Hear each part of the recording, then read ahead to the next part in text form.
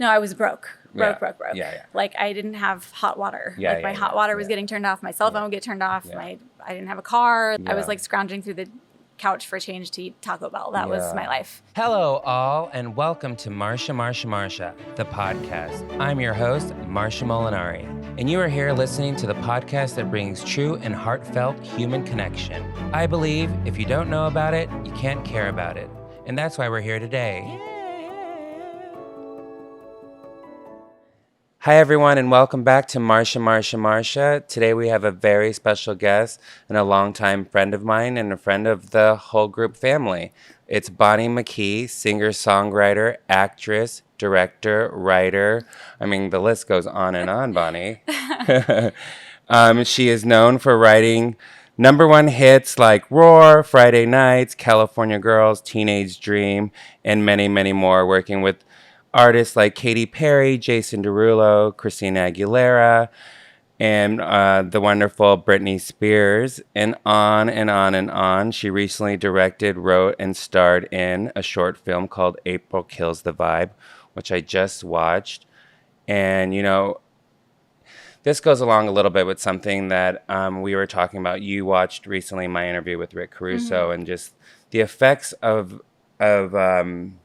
entertainment media and like what that like can do for you. And you know, it made you feel a different type of way. And when I watched your film, I was definitely connecting with friends, myself, our lives that we've had. I mean, we've had such a great history and many memories here in this town of Hollywood. And let's talk a little bit about that. Well, I want to first talk about where you were born and how you started, and kind of like where this spark. I think it's a special thing that when people want to be an actress, they want to be in the entertainment industry. And I think it takes a very special person to kind of like go for that dream. Well, thank you. Yeah, I was born in Northern California, in Vacaville, California. Oh, wait. Forgot about that. Yes. So my godmother is from Vacaville, and I spent so much time there. Really? Yeah. I mean, you said you were born there and left maybe shortly after? I was there until I was about 8 years old. Okay. Yeah. So I spent a lot of time there. I mean, but like I think the big thing there is there's a big prison. Oh, yeah. Yeah. Yep. But, you know, whatever with that. We got prison, we got outlet malls. Yeah, so, outlet you know, malls. Something for everyone. Yeah. I mean, and it's just close enough to the city. I'm not sure if you ever went to the city from Vacaville, but it is beautiful up there. And I went all over, you know, from Oakland to San Francisco down to Central California. And so I moved around a lot. So now it takes you to Seattle? Wow. Yeah. So my father was in the Air Force, and we actually lived in England when I was very small. We moved to England when I was like 6 months old and lived there till I was 3. So when I first learned to speak, I would say, "Mummy, can I have a sweetie?" I still do that. And then, moved back to California, and then my dad retired in Seattle. And those were kind of my formative years were spent in Seattle. And it was quite a shock, honestly, growing up in California and running around barefoot with tan lines, you know. Yeah. And then moving up to Seattle where it was just the sun never came out. It was a shock. So I kind of immediately went into a depression and did not come out of that until I moved back to LA. My whole childhood I spent just like drawing pictures of what I thought. I'd always thought that the city skyline was like on the beach. Yeah. Like I had Miami in my head, I think. Right. And so the minute that I could get back to California, I left. Yeah. And was that 16? Yes. Yeah. How did that come about? I mean, that's so young. I mean, 16, I was just still not even thinking about anything like that. Well, I was a troubled teen. I was getting into a lot of trouble. I got kicked out of high school in 9th grade. Yeah. And then I went to an alternative school for a year, and there was really nothing there for me. My parents were in the middle of a divorce, and I was making their lives miserable, and they were making mine miserable. So I was like, I'm out of here. I'm leaving. Yeah. I made a demo of original songs, and I gave that to everyone I knew. And then someone that I knew babysat for someone that knew someone in LA. It was like one of those old school things. And they called me and flew me down to LA, and I got an attorney, and my demo ended up getting played on Mornings Eclectic, which is a radio show that kind of industry people listen to. And and I ended up getting a huge record deal. And so, my parents were like, well, like, you've got money, so I guess you'll be okay. Like, bye. Wow. And so I left. I mean, I guess that kind of makes you grow up really fast. I mean, and it happens that way as well because, I mean, my parents weren't always around. And I've talked about this before. It's like you kind of learn, like, if you're going to get something, you kind of either do it yourself or you kind of fall into the system, and it's either you're going to survive and know that there's going to be a struggle and just hit it because that's all you got and you just go. So what were those like first years of having, I'm sure, tons of adults around you? Oh my God. Yeah. I didn't have any peers my age. I was really lonely. And were you emancipated at this point? Yeah. Wow. I was really lonely. I didn't know any other artists. I didn't co-write at that time. I wrote everything myself. So it was a lonely process. I was working with older producers and I didn't really have any friends other than my manager's kids. But like all my peers were in school. They were in high school still. Yeah. And I was just like had my own apartment in Hollywood and was just like cool and like sitting around just getting stoned all day. And it was lonely. It was definitely lonely. I mean, was there a cool factor you remember being like, probably like maybe like the first day, and then you're like, wait, I'm alone? When I first came down, I was living at a hotel right here on Sunset Strip, actually, and that was pretty cool because it was on someone else's tab, and so I was like ordering room service and da-da-da, and so I remember driving down Sunset Boulevard and being so starstruck and just being like, wow, I just can't believe it, and I don't know. That was about the extent of it, though. And then it was like reality hit, and I was like, I don't have any friends. I don't know anybody. I'm just kind of doing my thing. But I was really living in the fantasy of my big dreams. Yeah. And like I had made it, and I was really grateful. And I thought all of my problems were over because I had a lot of problems in Seattle. Yeah. I was a drug addict. I got really involved in the rave scene actually at a young age. And so it's like ecstasy. Oh yeah, like hard drugs. And then I ended up getting into meth. Wow. So I was ready to leave Seattle, and it felt like an upgrade for sure. But then, yes, exactly. Yeah. But then it kind of came with its own set of problems. Wow. Yeah. That makes you like grow up so quickly. I mean, even from being introduced to drugs, luckily for me, I mean, it definitely went that way for a lot of kids in school. And I don't know. I think it's a blessing that I was guarded from that somehow in some way because I could have easily been influenced any which way by the surroundings, like just like you. And I just know that just kind of like really makes you grow up so quickly. So you're in now Hollywood.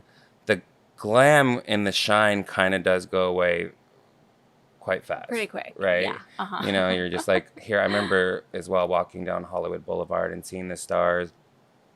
And seeing that it's kind of like a little dirty as well, like not what it looks like in the movies or TV shows. Yeah. And I was like, I'm scared. I want to run. So you're here and you're recording and working. When do you feel like you're starting to make progress? Well, they flew me out to New York when I was like 18, I guess. To record the album. So it took forever to like find the right producer. And like, I had no idea what the timeline on these things were. Yeah, I didn't even know what a producer was. I didn't know the difference between a producer and a mixer and, Yeah. And so they flew me out to New York and I recorded an entire album there. So I was there for almost a year. Again, living by myself. And I had like a beautiful, amazing penthouse in Tribeca or whatever, or Battery Park City. It's my favorite area. And it was actually right after 9/11. It was February after 9/11. Wow. And they were like, oh, someone at the label is going to sublet their apartment. And I was like, perfect. So I moved out there and it was right next to Ground Zero. Like it was still smoking. And so I was like, I see why you left. Yeah. Got it. Yeah. So I lived in New York by myself. I got this great deal. Yeah, cool. Yeah. And I had one friend who was my hairdresser. And we love our hairdressers. Yes, very important. Yeah. And yeah, I had another kind of lonely stint in New York. And then I came back to Los Angeles and re-recorded the whole album. It was just like, I had no idea how anything worked. And honestly, my manager at the time didn't either. Yeah. So I was just kind of doing what everybody told me to do and not really understanding how anything worked still. Right. And now, you know, when I work with younger artists and they come in and they're like, I don't know the difference between a verse and a chorus and whatever, I'm like, I'm so glad that I'm here. Yeah. I'm so glad that you get to come into a room and have someone to teach you. You have someone like me who once was like you, and now I'm going to fast track you because I knew nothing. Yeah. You know, I often tell like young kids, I guess, that move here, I'm like, God, you're so lucky you have me. Because let me tell you what don't do and what to do. Totally. You know, because we had to go through it. Yeah, you got to learn the hard way. The very hard way. When shortly after, when did you meet Katy? Because I feel like we've known each other forever. I met Katy right after my first album came out. So it finally came out, and it was like a weird time in the industry, kind of in between Tower Records and iTunes, you know? And so Napster and things. Yeah, and so it was like #1 on Yahoo, and everyone was like, "Great, what does that mean? Right, what do we do with that?" You know. Right. But I had kind of spent it. By this point, it had been several years. I think I was 19 or something when I met her, and I ran out of money. I spent my whole advance. I didn't understand that when you get a record deal advance, that's supposed to pay for the album. I was like, right. Oh, I thought you just like gave me all this money just because I'm so talented and the cool. The album comes magically, right? Yeah. I didn't understand what it was. Right. And so I ran out of money because I was just like, I had an apartment in LA, I had an apartment in New York. I was like a child. I had no idea how money worked. Yeah. And I was like, I'm rich forever. Yeah. Yeah. And I had a spending problem for sure, which is something I probably still struggle with. But and so I was selling my clothes at Wasteland. That's right. Yeah, I went to this thrift store on Melrose called Wasteland, and I was standing in line. It's like it was very snooty, and they would like turn away your like designer stuff and you're just like, be like, what? Nah, and it, you know, so there's like a whole line of hipsters sitting there like waiting to sell their stuff, and you go up and it's like you have a whole audience and they'll like throw stuff in the reject bin and everyone's just like snickering. Oh, it was terrible. Yeah, they took nothing. Like one top. Yeah, exactly. $12. Yeah. So I was selling my clothes, and Katy was there, and she wanted them. and she came up to me and was like, "You're Bonnie Mckee. Like, I love your album so much." And she's like, "I'm an artist too." And I was like, "Wow, really?" Like, I had never met anybody my age. Yeah. Much less someone that like had kind of similar style and was into the same stuff. And she's like, yeah, I just, I have a record deal too. And this is before she had gotten dropped. Yeah. And I was like, great, let's be friends. Is this with Sony maybe? Yeah. So, yeah. And so we were fast friends, and we started, I was always having like barbecue parties. By this point, I had made some friends because I was so desperate and lonely and didn't have anyone my age. I took some night classes at UCLA because I was like, there's going to be people there. And I met some friends, and so I finally had some friends. And so I would host barbecue, lots of day drinking. Yeah. And Katy started hanging out, and turns out, I went on her MySpace. RIP MySpace, by the way. Can we please get that back? I miss it. What a friendly, wonderful place that was. Oh my God. Nice. It was so great. You could like design your own website essentially. Oh, I did. I learned all that coding too. Oh my God. It was so amazing. Yeah. I really miss it. Yeah. Anyway, so I went and listened to her stuff on MySpace and was like, wow, like this girl's really good. And then she was like, I got dropped, and I was like, oh, like the horror. Mm-hmm. Like in the beginning, I thought that like if you get dropped, you're done forever. Yeah. I didn't understand that that's really a rite of passage. Kind of. I think that it goes different ways for different people because, even like I remember when Faraz got dropped, or even when Katy did get dropped, they held her record for a little bit. Mm-hmm. Or what happened with JoJo. Mm-hmm. Sometimes that it can be a blessing in disguise because like, well, if you're not into me, then let me go. Yeah, exactly. Please. Yeah. Like I need someone that's going to like ride or die with me right now.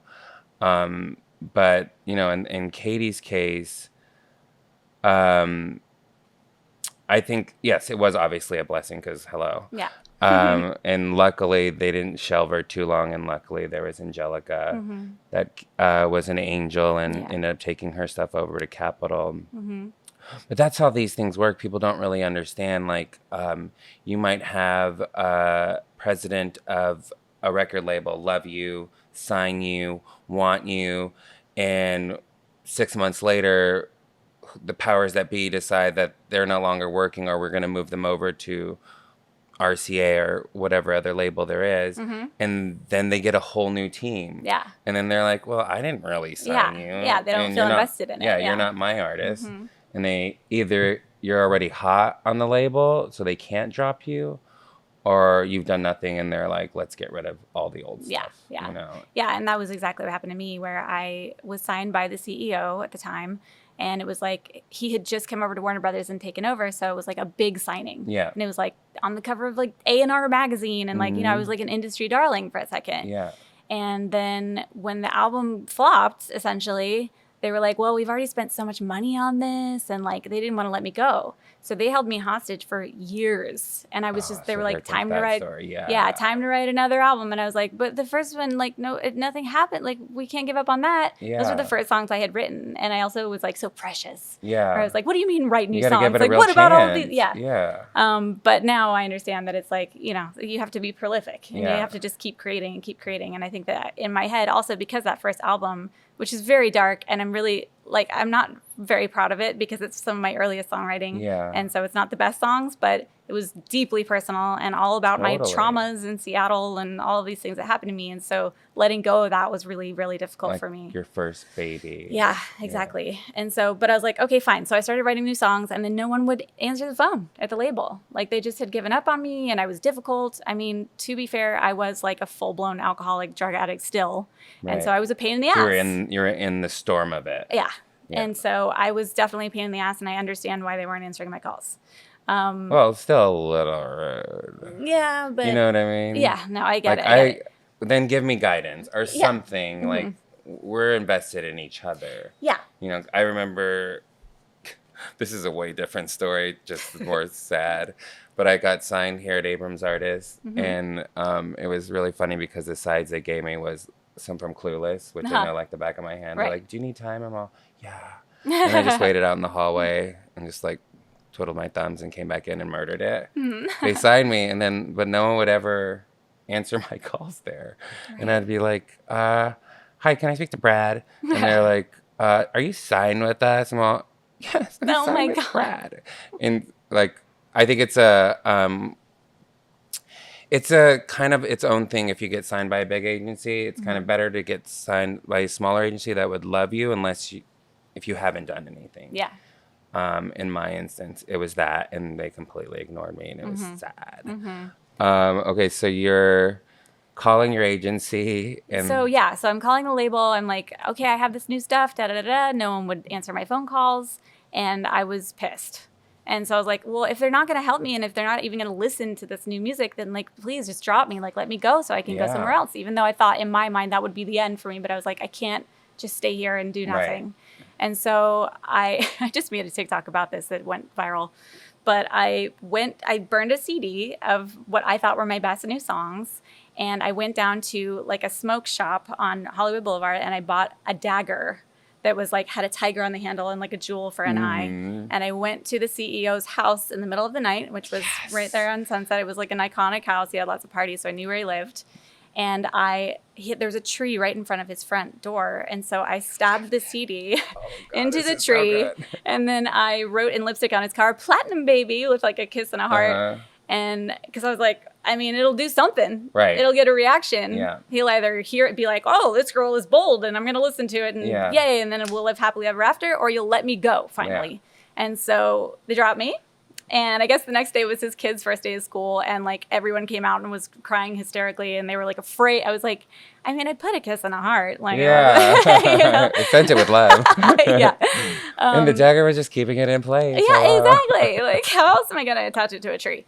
So, yeah. So that was like my legendary story that I don't think I would do again. But you know what? That was the place I was at. Totally. I was at my breaking point. Yeah. And like, I'm pretty patient, and I had waited and worked really hard. But when I reached my breaking point, like, you don't want to fuck with me. Yeah. I'm very much like that too. I'm like, I'll get a reaction. Yeah. For sure. And I think that's kind of like, Katy's like that, definitely. Yeah. So I remember when we met, I think we've kind of been in the same circle. I remember going to your house, like Taylor Russell was there. Like, there's always people that I knew. We had mutual friends. We went out for New Year's. You're infamous. You could do the splits in high heels. You can do it all. I was always like in awe by you. I was like, she's such a rock star. Thank you. Well, I felt the same way about you. No way. Yes. Oh, thanks. Like, honestly, I was like, Bonnie's coming. Let's go. So then you're now are you with another label at the time when you start working with Katy on a professional label? No, I got dropped. I spiraled big time and was like, okay, now what? I actually went to a Vedic astrologer and was like, what the hell am I going to do? Do I have to move back to Seattle and like get a retail job? I don't know what I'm going to do. And he just said, pen to paper, just write. And I was like, how's that going to help me be a star? Yeah. And then I was like, okay. So I met a producer, Oliver, we were together for 8 years. He's an incredible producer. And you're not sober at this point, right? I was not sober yet, no. And I was singing demos for money, and he was like writing songs for other people. And I was like, oh, that's a thing. And then his friend Josh Abraham was starting a boutique publishing company. And so I was like, I can write. I know how to write. And they were like, whatever. I was kind of like annoying kid sister. And then I was like, look. And they finally got all these songs. Yeah, they finally signed me. Got a tiny little deal. There was only like 3 clients at the publishing company at the time. It's now got, 100 people signed there. Wow. And I just started writing for people, and I started getting cuts, like small ones. Yeah. But it felt really good to be like, oh wow, like And how does that work exactly? So you're like, is it just different every time you go into a writing session? Like, is it you and like the artist, or you can sometimes keep in mind of what you think and then submit your... Yeah, so sometimes I go in with artists. I prefer to go in with artists because then you can hear from the horse's mouth what they want to say and what they want to sound like. And then other times you write songs with other writers and producers, and then you pitch them. So your publisher is kind of like an agent for songwriters, where they are the liaison between you and the artist and the label. And so they know everyone at the labels, and then they take your songs around and go, oh, like whatever, Jennifer Lopez is looking for something, or this person's looking for something, and they'll tell you ahead of time, like, we're looking for something in this vein, write something, like, we want a female empowerment song, whatever it is. And then they make it happen. Was that, like, also giving you a lot of anxiety? Because it's almost like having the golden ticket if you know that Jennifer Lopez or someone like that has one of your songs. They've got, sure, plenty of songs to pick from, but they have it. I mean, that's the big deal, right? That's getting your foot in the door. Yeah. So you just be like... did she love it or did she not? Like, well, the other thing is, like, a lot of times songs will get cut by big artists and then they don't come out. Them. Yeah. So they'll hold the songs hostage sometimes, and so you can't pitch it to anybody else. And then they'll just be like, never mind. And then by the time that's happened, then it's like the song is no I've heard I don't know how, maybe through friends, but I've heard a few cuts that was like, it was Pussycat Dolls and it was Rihanna and then somebody else all on this one song, and they all sounded amazing. And then one was picked for a movie, and that I was like, oh wow, because usually I would think if, like, say Rihanna did it, be like, this is my song. Right. Maybe it was a different time, and now she's like, no, I'm on the track. But yeah, that's funny how that works. Yeah. So you're writing songs, and is it then Katy calls you? Because Katy took a minute to hit, actually. Yeah. Like, we didn't know what was gonna happen. I think she came out after Faraz came out, and he did okay, and then they started with "You're So Gay," and then "I Kissed a Girl," and then is it the next album? Yeah. So Katy blew up. Yeah. And it was so exciting to have someone, like, kind of in my circle where it's working for them. Yeah, all of us. Of course, I was, like, insanely jealous because that was all I wanted, and I was still stuck at, I just gotten dropped, like, whatever. But because it's like, and I've been thinking about this a lot, and I tell people that there's not one formula. And when I was talking to the producers about you coming on, I was like, Bonnie, one, you're just a star. And you can have everything all lined up, all into place. Because I'll tell you what, Dr. Luke once asked me about Kesha's releasing TikTok. Is it TikTok? Yeah. I get it mixed up with TikTok. And so, but I had loved I've known Kesha, we've known Kesha for a while, but I remember I loved her previous stuff so much that I was hooked on that. So that was just a new song. And I was like, no, not this one. And I had loved another one.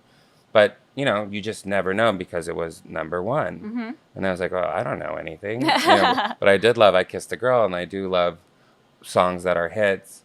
But then you just really never know what's going to hit. Yeah. And, like, even with Katy, like, the label didn't want that to be a single. Mm-hmm. And it turned out it just was. And then it hits. Now she's popular. She calls you. And now you guys started off with California Girl? That was the first single, but that wasn't the first song that we wrote together. Oh, wow. So, yeah, I was getting some cuts around town, and so Dr. Luke called me and was interested in signing me. Of course, I already had this other publishing deal, but because it was such a small label or whatever, they were like, let's just do a joint venture. So I ended up signing to both of them, so I have two publishers. And he said, you know, I want you to work on this Katy album. And at the time, Katy and I were like kind of had a falling out, and we were like, I was jealous, and we were whatever. We had just like we're having some girl problems. Yeah, I've been there. And so he was like, I want you to work on the Katy album. And I was like, I don't wanna, like, because he was also signing me as an artist, and I was like, I just want to focus on my stuff, da da da.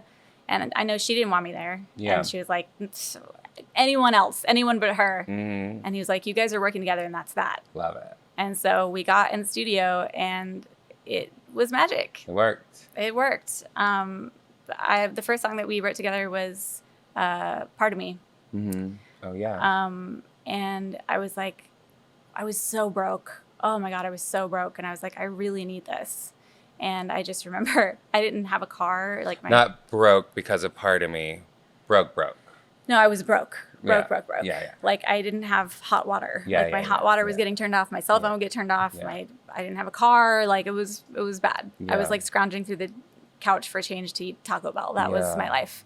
And so, so I remember they drove me up to, they were recording in Santa Barbara, and I went up, and when I got there, my cell phone had been turned off.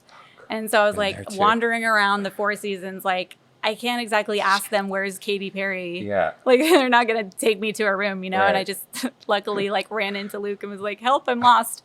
And I remember like getting in this big luxurious bathtub with all these fancy soaps and hot water, and just like sobbing tears of joy, and just being like, I'm going to be okay. Yeah, I feel safe. Yes. I feel safe here. So I'm forever grateful to Katy and Luke for giving me a chance, you know?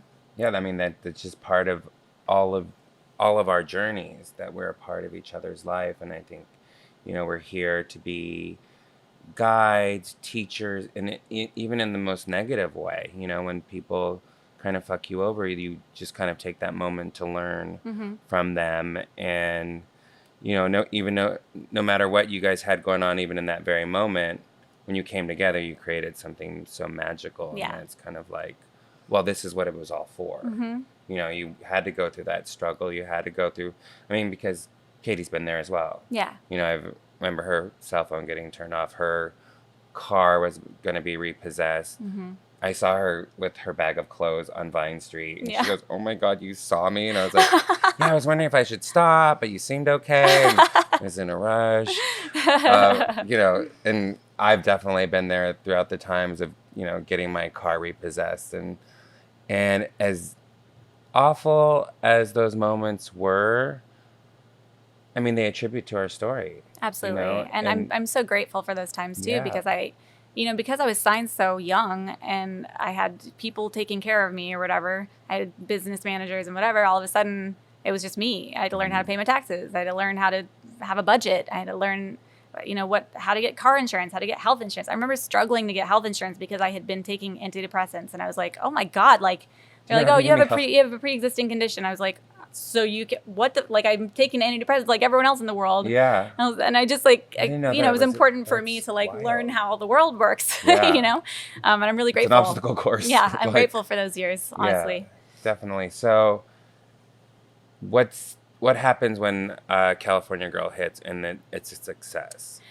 Is it your phone blowing up? Is it? I mean, everybody wants a piece of you? It was hard to believe. because it had been so many years of struggling and poverty and just like heartbreak.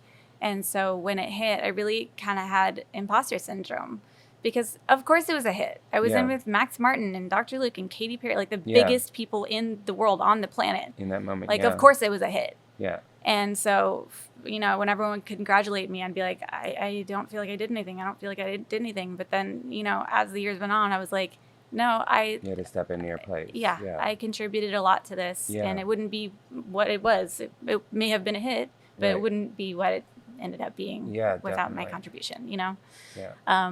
So I'm really proud of the work that I've done. Of course. It's major. Thank you. Yeah, definitely.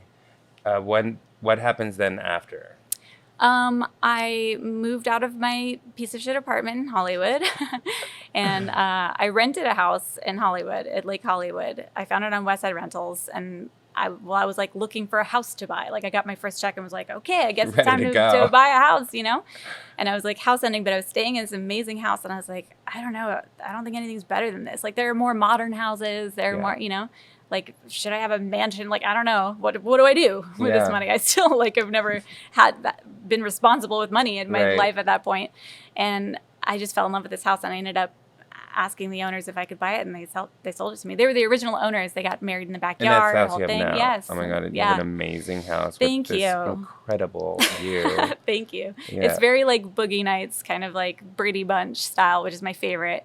And it's not like the most modern house or anything like that. It's not super fancy, but it's just like, it's got a nice homey feel and like really good vibes to it. So that was like, that's still to this day, I'm like, my biggest accomplishment is owning this house. Getting a house. Yeah. I mean, definitely from, you know, where we kind of grew up and came from, and that struggle that is so very real, to have a permanent place to lay your head down, like, means the world. I mean, I still wake up every day, and I look up and I say thank you. Yeah. That even when I go to bed, because I have like a safe place to rest my head. I had an anxiety nightmare like 3 nights ago, and I was back at my first apartment. Oh no. I know. On Whitley and Franklin, and they hadn't changed a thing, and the carpet was disgusting. And I had some of my stuff now moved there, and I didn't understand why I was back, and like the markings on the wall were still there, and the walls were dirty, and it was like, and I was like shaking and like, why am I back here? And I woke up and I was like, oh, it's just a dream. I'm so grateful. What a relief. No, yeah, definitely. So now you have some hit songs. When does sobriety come in for you? Well, you know, so I had already been through a lot. And a lot. And when I was signing my deal with Luke and things were happening with Katy and Max Martin and all these, the stakes were really high. I had a couple of times during that process that I was like, I probably shouldn't be drunk or hungover in this situation. Right. Like, I'm getting a second chance. Right. And most people don't get a second chance. Not like this. I mean, but even for you to have that awareness, you're so far ahead of a lot of people that... Well, I mean, I had so many rock bottoms in my, you know, decade of drinking at that point or more, that I was like, how do I need for it to get that bad? Yeah. Do I need to end up in rehab? Do I need to get in a car accident? Do I need, you know, like, I have something good. I don't want to fuck this up. I got to have my head on straight. Yeah. So I ended up getting in a program, and I've been sober for almost 11 years, God willing. Wow. February it'll be 11 years. Congratulations. Thank you. That's such an amazing thing, and I'll tell you why it's so amazing, because you're in a world that tells you to celebrate drinking, to cover your sorrows in drinking. I mean, you're in the entertainment industry, and it's all about drinking. Escapism. Yeah, escapism. Yeah. And I think that's really commendable for you to have 11 years is like, wow. I mean, every day is a wow, right? Yes. Because every day it starts, and that's like the struggle. Yeah, and even if I have a bad day, I can go to bed knowing that I didn't drink that day. Yeah. So I feel like I've accomplished something. Definitely, you know? And you got through that. How important now is it for you to stay sober and keep your circle around people that support Oh my gosh, it's everything to me. it's a spiritual practice. It's a beautiful community. And I do feel like, when I am working on myself, it's really like a blueprint for how to not be an asshole. Yeah. And, there are many different 12-step programs that people can use that aren't alcohol related. And it's just a great way to be a better person and to look at your character flaws and correct them. So I'm always at risk. I'm always at risk of slipping back into bad habits. So it's important for me to stay connected. And I honestly love it. It doesn't feel like a chore. It doesn't feel like, oh, I got to go to meetings. No, because you know how you're going to feel. And I think when you have, again, that awareness, you know what that other road's going to lead to. Like, it's just one way. Yes. But, to choose sobriety and to choose yourself first is an adventure. That's the adventure, because you don't know where that's going to go. And that's only going to go to like bright, fun, great, finding yourself in different ways. And I mean that like you're going to be aware of those moments that you have where instead of like, oh, I went on this really cool trip, I drank the entire time, I don't remember it. Yeah. So like you're not really on an adventure or something that's going to grow you in a positive way. Well, the other thing is like when, it's not all sunshine and rainbows. No, like bad things still happen, obviously. Yeah. But it's so much better and it's so much easier to cope. Yeah. To get through it, to recover. Than keeping yourself down and down and down. Yeah, and down. Because it's like easy to drink at something or drink at someone. Yeah. And when I remove that option, then I just kind of have to sit in my feelings and face them and deal with them, and they go away quicker. And I don't further fuck things up, right. Which is what I used to do. Yeah. Just sabotage, just destroy. Yeah, I mean, we've definitely in our group, I could say we've all been there, and we've all like gone down that path in one way or another, or had friends that go down that path. Did you find it hard to then keep relationships, and how supportive were friends in that moment? I had a group throughout the years. I had a group of girlfriends that were kind of my drinking buddies that are not in the industry or anything, and things definitely shifted because I got sober. They didn't. I was starting to have success. They were in the same place, and all of a sudden I was like, we don't really have that much in common anymore. And I think there was some jealousy and some competitiveness, Yeah. And I don't know. And so I ended up kind of breaking up with some girlfriends of mine. That was devastating. Like I still get triggered. Yeah. If I see them out, I just kind of never got over it. But and I do miss them as people, but it was just something that needed to happen. And once again, you have to choose yourself to survive. Yeah. And that's so important. Like, I mean, I always often have to make those choices myself, being in the restaurant nightclub industry, and a lot of nights I choose not to drink, and not that, for me at least, I believe it's not a problem, and I know what, like you said, these big opportunities are coming. So I know that this might be a party tonight, but I've got to be in the office tomorrow. Yeah. I've got openings, I've got production meetings, and I want to be present for them because I want to show up for the people that are showing up for me. And that's where I decide to make those decisions and those choices. And I think also the older I got, because I was 28 when I got sober, and like even just having a couple glasses of wine, I felt it the next day. Yeah. And I was just like, yeah. And because I can't guarantee that I'm only going to have 2 glasses of wine, I really, once I have one, my inhibitions are out the window and I can't really control myself. And I was like, I can't afford to have a crazy night where I'm like throwing up or pissing people off or whatever the hell it is, Right. And so I think also just physically, I was like, I don't think I can handle this. I would also just like wake up with anxiety. Like I would just, even if nothing weird had happened, I just went to dinner and had some wine. I would wake up and be like, what did I say? What did I do? Who did I piss off? Did I text somebody? Did I, Yeah. And I'm like, I know exactly what I said. I know exactly who I talked to. Yeah. I don't have to worry about things just disappearing from my memory, It's really amazing. I feel like I have a superpower sometimes. Totally. Like in the room, you're like, I'm going to remember this. and I often get that too, where people are just like repeating themselves. It's like that repetitive drunk moment. Yeah, the loop. Yeah. I've heard this story. I got to get out of here. So how has being sober, because before in the past, I'm sure, well, yeah, so you weren't writing sober before, but how is it different writing sober now? Oh, yeah. I was really afraid that when I got sober that I would just be boring. Yeah. That I would just suddenly have nothing to say and all my creativity would be gone. But like, honestly, I have so many years of like trauma and like crazy experiences from being an alcoholic and a drug addict.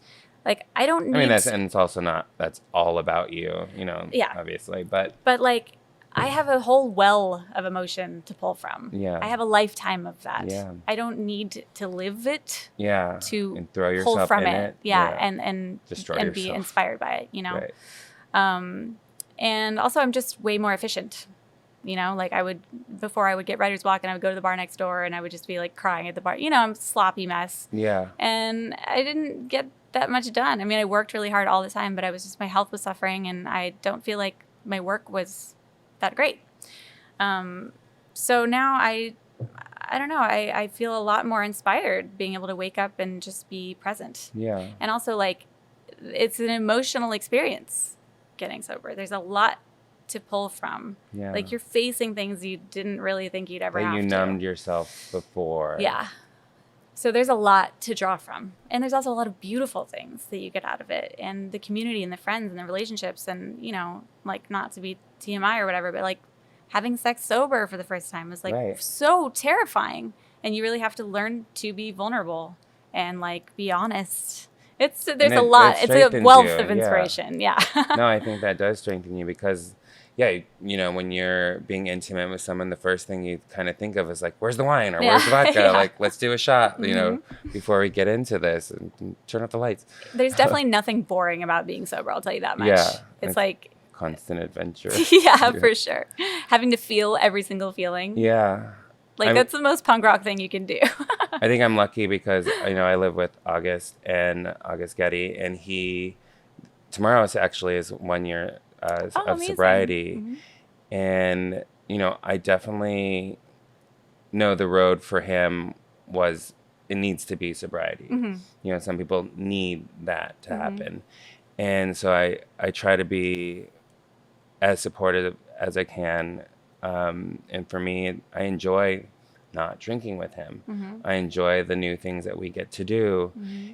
I enjoy his enthusiasm about like, oh my God, I can't wait to travel and like not just get drunk at the hotel room of whatever country we're in. Mm-hmm. And those it is a new adventure and it is adventure every time. And good, clean fun. Yeah. And he's constantly finding things for us to do. Like now we do Spartan races, mm-hmm. which I enjoy so much. And I've gotten addicted to, or you find a dog or lots of things. You get into, he's learning Italian and I love watching all of this. And it is a whole new world because not that we're just only making this about drinking, but it is that, it is important, I think, to tell people and show people the options of what's out there. Mm-hmm. And for me, you've always kind of like, I barely remember the moments of being drunk with you. I mean, we definitely had our times at Teddy's. Mm-hmm. And definitely had the times I would tell people, I go, when Kesha says taking drinks off the bar, that was real. Yeah. Like, we didn't have any money, and we would just go in. Yep. Or we have like our own flasks or something like that. Do those years seem, because they seem like a long time ago, but also I remember them. Yeah. No, I remember the moment. It seems like a totally different life to me. I mean, there were the moments where I think about, the moments of like being at James Valentine's house and it'd be like you and Katy and maybe like a Rob Pattinson in the day and like someone brings out a guitar. I don't know if those moments happen a lot anymore where like artists kind of come together. You're like, it does for me every day. Right? It's called the writer's room. No. I mean, like, yeah, of course that's my job. Yeah. But it's not like in a party environment. Not like a kumbaya moment. Yeah. I think that's also like, when you're young and new to it all, But I don't know. I don't get out much, honestly. I'm just, honestly, since the pandemic, especially, I've been so kind of a hermit. I've just really been like doing a lot of work on myself and creating and thinking about my path forward and what I want to do next. I made a short film in the pandemic. Yeah. And that was April Kills the Vibe. April Kills the Vibe, yeah, which it's not available to the public because it was in the film festival circuit. But I just did my last film festival because it's like a 2-year window where it's like you can submit your stuff. So tell me the starting process of wanting to do, because you're an amazing actress. Thank you. And that's another thing like people should know. Like, thank you. No, you did like that wonderful film with Robin Williams, and yeah, it was a while ago, but I mean, you're a star. Thank you. And I'm so happy that you're back using this medium as well, because, you know, like, you don't have to be stuck in one thing. You don't have to just be a songwriter or just this, because that's why I love Salvador Dali so much, because he was a painter, sculptor. He directed his own things. Like, you know, it's across the board. Once you're creative, you're creative. Mm-hmm. So use any outlet. Yeah. You know? Well, yeah, I think that I kind of had blinders on for so long because, like, being a songwriter and being a singer had been where, you know, since I was 16 years old. That was how I ate. Yeah. But I was kind of feeling unfulfilled for a second and was just like, what else do I have in me? And I think that a lot of us in the pandemic really took a look at our lives and was like, what really makes me happy? Hopefully. And I think you went one way or the other. Yeah, totally. Yeah. And when I thought about when I was happiest, I love being on set. I love music videos. I feel like that's why I started writing music, was because I remember growing up watching Michael Jackson and Madonna and Prince and being like, or like seeing Brittany Spears on TRL after school and being like, I want to do that. Yeah. I want to play a character. I want to dance. I want to sing. I want to wear costumes. Mm-hmm. And so I was like, okay, well, maybe I'll make a visual album, But then I was like, I don't know, I kind of want to tell a longer story than 3.5 minutes. Mm-hmm. And so I was going to just make a scene for my acting reel, just to like, because I don't have that much to work with. Right. But all of the scenes that my acting coach had sent me, I was like, these are cool, but I don't really feel like it's showing my range. Also, it requires me finding another actor in the middle of a pandemic. I'm just going to write my own thing. This was done during the pandemic? This was in 2020. Oh, girl, this is really good. Thank you. Because I was like, this is so beautifully shot. It's so... Oh, thank you. And I watched it and I told you that, you know, it made me feel a type of way and I connected to it. But I didn't know, I mean, that's even harder to do. Well, yeah. So I was like, I'm just going to write my own scene. And then I just kept writing and was like, I feel like this is kind of a standalone piece. So I was like, okay, well, who am I going to how am I going to find an actress? And then I was like, you know what? I'm just going to play both parts. And you did it so well. Thank you. Yeah, you really did. So I threw on a couple of wigs. Yeah. And some contacts, and it was really, really fun. And I was like, oh, this will just show my range. But I didn't have any expectations. I was like, this will just be a cool thing for YouTube or whatever. Yeah. And then I wrote it, I directed it, I starred in it, played 2 characters, and I scored it. By the way. Thank you. Yeah. And then I was like, maybe I'll try to get into a film festival. Like, who knows? And then there's a website called Film Freeway where you can submit to pretty much every film festival on the planet. And so I submitted it, and I ended up getting into a bunch of festivals, and I won 53 awards. Wow. And I was shook. Oh, I shook, for sure. I mean, I think that, you know, it's kind of a cheating because I played 2 different roles. And so I think that's kind of like the novelty of it all, and why people were like, wow. And the fact that I made it in the pandemic. I don't think it's cheating. It's really just kind of like showing, you know, your creative range, your acting range, that you even took it upon yourself, because these kind of things are scary. If you're like, I don't have another actor, I'm just not going to do that. I'll shelve this project for a while. Maybe when we get back, I'll do it. Mm-hmm. But you just went ahead and did it. I just did it. Yeah. I just did it. I think that's like, it speaks highly of you. And like what you said too, like spoke to me, like either... Like looking back during the pandemic and sitting with yourself for so long. I mean, that's what created my change. Like that's how I ended up losing 100 pounds. And it wasn't even about the weight loss. It was, I sat with myself and I realized my phone wasn't going off. And I was like, wait, what makes you really happy? Mm-hmm. And that's how my transition started. Mm-hmm. And that's how me wanting to do this. And I wanted to be on set. And I got a phone call from Kate Beckinsale. I was like, and this is all like me just putting my foot out there and me just starting to, and me putting it into the universe, it'll call back. Mm-hmm. And Kate's like, do you want to audition? And I was like, yes. And I also said I was going to say yes. And if it scared me, I was going to run towards it. Right. You know, and when the producers for this, for Marsha came to me, they said, have you ever thought about having a podcast? I go, every day. And they're like, do you want one? I go, mm-hmm. And my partner John's like, that was so strange. And then you just walked out. And then the next day there was producers, and I was like, oh shit, this is real. Wow. Now I'm going to have to like work at it to make it happen. But I'm going to step up and I'm just going to show up and see what happens. Yeah. You know, and that goes to show of like showing up and doing the project that you love and things that spoke to you that made you happy. Mm-hmm. You know, I also got into martial arts again because that's something I did as a kid. Mm-hmm. And that I remember being very happy then. Mm-hmm. Acting is something I did as a kid. Mm-hmm. I remember being very happy, you know, and without needing a lot of people. And that those things kind of like are on your own road, which is super special to have because, like you said, you turn into a hermit. Like I can definitely go into that space and be okay with myself. Living with yourself and being able to be alone with yourself, I think, is something very special. I really need it. I need it now too. I'm just one of those people where I need space or my brain gets really overloaded. Yeah. I need time to just like let the aliens talk to me or whatever, or nothing will come to me. Yeah. If I don't have peace and quiet, like when I'm in the car, don't listen to the radio, don't listen to anything. I just want quiet. And if I don't get that, I start to kind of unravel. Yeah. So I have to really make time in my schedule to be alone and to be quiet and to be still. Yeah, I do that now. And I mean, it's harder than I knew it would be.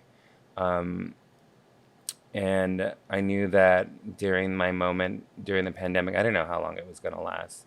I didn't know what it was, but I know that I've been the poorest of poor, you know, so there's nothing that can affect me more than that, you know, so there's no reason why we don't take these shots. Yeah. You know, there's no reason why we don't say yes to things because what's the worst that could happen? Yeah. Doesn't work out? Well, I've been there before. Yeah. Mm-hmm. You know, and it makes me really happy that, you know, you've kind of had that great awareness of, because I think it is that. It's what makes you happy as a child, what made you at a very young age want to pursue the singing, the song. I mean, obviously there was a escape part from, you know, the hard life you had before. But what's coming up next for Bonnie Mckee? Well, I have like 2 albums worth of material. And so I've been trying to figure out what the best way to put that out is. When I was signed, so I ended up, once I had all of these hits with Katy and Brittany Spears and whoever, I ended up signing another major record deal. Are you with your first publication or? My publisher, yeah. I'm still with my publishers. Yeah, okay. And so I signed a record deal as an artist. I put out American Girl, which did pretty well, but you know, it's hard, like having so much like astronomical success as a songwriter, working with Katy, the biggest pop stars in the world. And then I put out my thing. And if I were just like Jane Doe that came from Oklahoma and like ended up at 23 on the chart, people would be like, wow. But because everyone's used to seeing me at number 1 all the time, it's like, it flopped. You know? You're like, no, that's not exactly what happened. It's so hard to like live in the shadow of my own work. Yeah. You know? Okay, I see that. So I recorded and wrote a whole album while I was signed to Epic, and I toured with it, but Epic didn't see eye to eye with me, and so I was like, I want out of here. I'm not going to be held hostage again. I've done this before. So I was like, let me out of here. But they still own the masters. And I've got plenty of knives. Yeah, look out. I'm coming with my tiger dagger. For the trees. And so when I got on TikTok, I guess, a year and a half ago now, the fans kept asking for these songs from that era. And they've been leaking the demos. They've gotten tattoos of the lyrics. They make fake artwork for it. And I was like, you know, I was always so heartbroken that I never got to put that album out. And I was like, you know what? Like, why not? Like, everyone is nostalgic for the 2010s pop. Yeah. Why not? So I've been negotiating with Sony to get this masters back, which has been a whole nightmare. But I re-recorded a lot of it, and I made a music video, and I'm like, I'm just going to give the people what they want, because it's about closing a chapter for me too, because this is like the album that never was, that I worked so hard on and really believed in, was at the top of my songwriting game. And so that is going to be my next release. Oh, wow. And then I also have an entire other album that is from like the beginning of the pandemic that I'm really excited about. But I just wanted to put out the old stuff first, because like I want things to go in chronological order. Right. So yeah, and now that I mean, you know, I'm not huge on TikTok or anything, but I've seen my friends like blow up and have like real success in the music industry, have tours and play Lollapalooza and get played on the radio and all that stuff. And I'm like, this is such a democratic thing for artists to really like, it's really up to you. Yeah. And what you want to do with these new social mediums that we didn't really have before at all. Mm-hmm. You know, I mean, it used to be you had to have a record deal or you didn't exist. And you couldn't survive. Yeah. And so now, you know, the power is back in the artist's hands, and I'm just really grateful for that. And I love getting like immediate feedback from my fan base, and I can have whole conversations with them. It's just, I really love it. I'm a big fan. And I really like fought it for a while, where I was like, I'm too old for TikTok, and like, I don't want to dance in my living room and be an idiot, whatever. Right. But there's so many other things. Oh my gosh, I learned so much, and I connect with so many people, and I don't know, I really love it, and it's been a lot. And I get to do like little kind of mini movies and skits and stuff, which is like, I guess you use that part of my brain. I want to be in one of your movies. Oh my God, let's do it. Yeah, let's do something like that. Is there any acting or writing, directing that you want to do? Well, April Kills the Vibe is kind of a scene from a bigger project that I am working on. I wrote a pilot for sort of a music industry based series. So and I'm just dipping my toe into that world. It's like, it moves a lot slower than the music industry. So slow. But I don't know, I've gotten some good feedback, and I'm hoping that I can have a full ass TV show. Like that's the plan, where I could write all my own music for it, and it's kind of based on my story and my experiences, but with a twist. So that's kind of what's next for me. Wow, I can't wait. And I can't wait to hear the new music. Wait. I actually wanted to know what the deal was with re-recording. So, like, the record label owns the original masters, because, I mean, this happened to Taylor Swift, right? Uh-huh. So, they own the recording session. Yeah. Basically? Yes. And then you could re-record and make it your own. Uh-huh. Yeah. But I didn't want to completely re-record it, because it was magic what it was. When you did. Yeah. And so I kept parts of it, and then I just kind of updated the production and stuff. And so that's kind of what I'm in negotiations with Sony about. And it has been very slow and irritating, and I'm about to blow them up on TikTok about it. Yeah. Let's let her have her music. Let's let us listen. Let's let us enjoy it. How we've enjoyed Bonnie so much, and thank you so much for coming on Marsha. Thank you. It's been such a pleasure, of course. I've been wanting you to come on, actually, and sit and speak, and I miss you so much. And you can come back again anytime you want to. I'd love to speak about something. Thank you. I'm honored to be invited. Yes. Makes me feel like I'm in the cool kid club. You're definitely in the club, and you're always a cool kid. Thank you. Yeah, I love you so much. I love you too. This podcast is brought to you by Vocal Podcast Network. Executive producers are Michaela Simon and Marsha Molinari. Produced by Yonta Taiwo, Morgan McDonald, and Ariana Giles. Shooting and editing by Morgan McDonald. Music by Aaron Rees. Artwork by Dominic Demetz, and hosted by Marsha Molinari. Remember to follow at Marsha Molinari and at Vocal Podcasts everywhere. And don't forget to rate, review, and subscribe to this podcast.